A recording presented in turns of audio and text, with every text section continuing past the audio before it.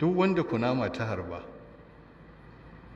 duk wanda kunama ta harba in dai ka samo kyankyaso kana fasa shi kana ɗaga ruwan ta tafi kenan. haka magani ne.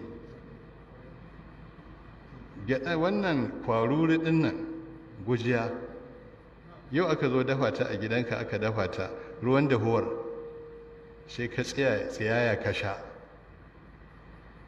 gobe ko jibi aka sake yi ka tsiyaya ka sha, gobe ko jibi aka yi ka tsiyaya ka sha, to tsawon wata 12 ba dai miciji iya saranka ba.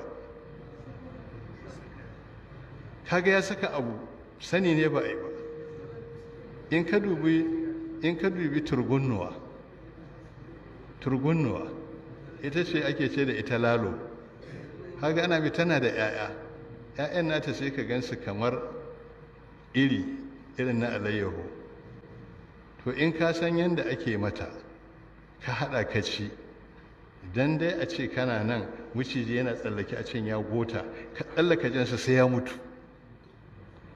amma kowa wuce yake bai sanya ake ba. kuma dukkaninmu nan kowanne